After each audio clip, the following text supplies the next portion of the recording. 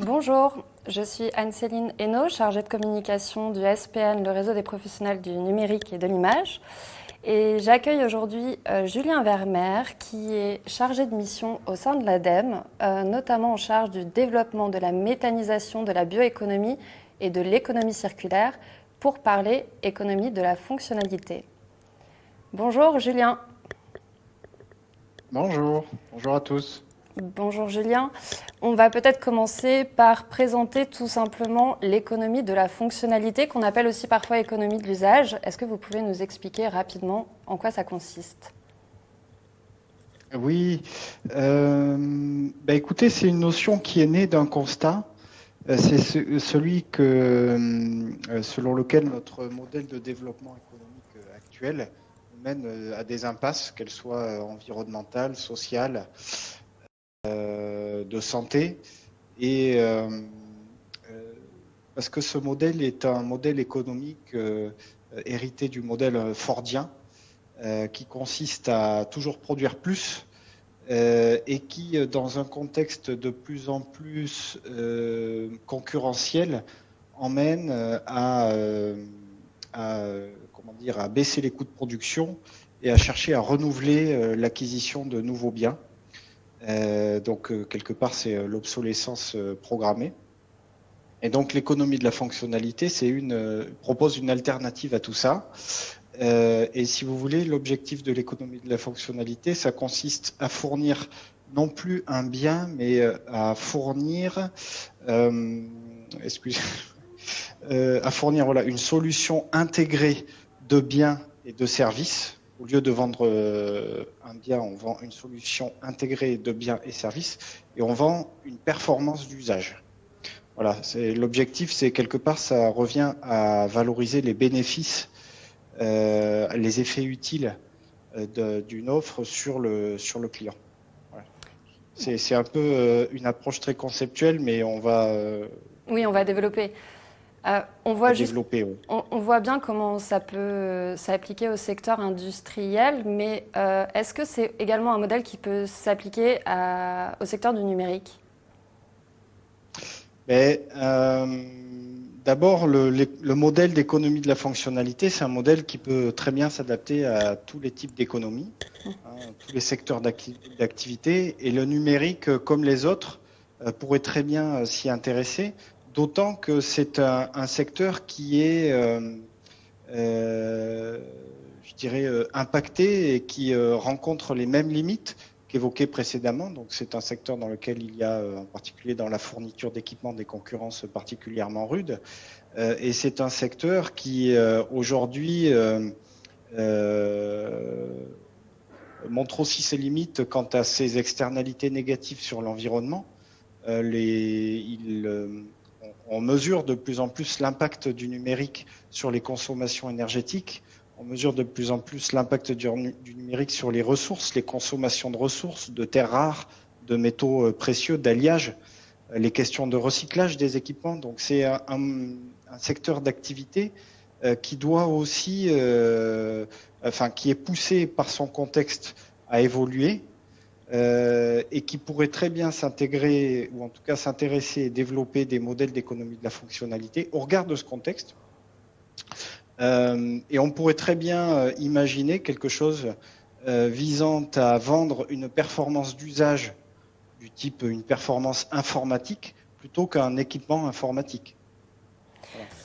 Ça, c'est des choses qui seraient tout à fait, selon moi, envisageables. Par ailleurs, le numérique est au cœur de l'économie de la fonctionnalité, dans le sens où c'est un support qui permet de suivre, de mesurer. On fait souvent appel à des équipements, à des outils numériques. Donc, c'est aussi un levier de l'économie de la fonctionnalité. Tout à fait. Je vous demanderai ensuite de nous citer des exemples. Mais pour le moment, est-ce que vous pouvez un petit peu expliquer quels sont les bénéfices, aussi bien pour une entreprise que pour ses clients, d'une entreprise qui basculerait sur un modèle fonctionnel ? Une entreprise qui passe, ou en tout cas qui évolue et qui fait son modèle d'affaires vers celui de l'économie de la fonctionnalité, c'est déjà une entreprise qui, du point de vue concurrentiel, dispose d'un avantage. Elle a une offre différente de ses concurrents. Et en cela, et si la clientèle est réceptive aussi à cette offre, elle peut occuper une position de niche et de leader et ouvrir un marché. Et puis, pour une entreprise, revoir son modèle d'affaires, c'est aussi se poser des bonnes questions. Quelle est la trajectoire de mon entreprise? Qu'est-ce qui fait sens aujourd'hui dans mon entreprise? Vers où je vais? Je suis dans un secteur très fortement concurrentiel. Est-ce que le business as usual, c'est un modèle qui est pérenne dans mon fonctionnement? Donc se poser ces questions, c'est quelque part se poser la question de la trajectoire de son entreprise, comme je disais. Et puis, c'est mobiliser ses compétences. Mobiliser ses compétences, les compétences du dirigeant, mais évidemment aussi de toutes ses équipes. Parce que construire une offre de l'économie de la fonctionnalité, comme je disais, permet de valoriser ce qu'on appelle les ressources immatérielles. Donc, en fait, les compétences de ces équipes, les compétences à cerner un besoin d'une clientèle, à concevoir une offre adaptée à son client. Et donc, pour ces raisons-là, c'est intéressant. Après, évidemment, il y a l'image de l'entreprise qui est forcément positive. Et puis, au-delà d'être, je dirais, il y a ces questions de RSE de l'entreprise, de responsabilité sociétale et environnementale, mais au-delà, également, c'est une offre qui est compétitive. Ça peut être une offre compétitive parce qu'au lieu de vendre un bien potentiellement cher à l'achat, à l'acquisition, on va venir vendre une performance d'usage. Et donc, un petit peu comme la location, finalement, on abaisse considérablement le coût pour l'utilisateur. Ok, donc pour l'utilisateur, c'est finalement une offre plus adaptée et peut-être à moindre coût.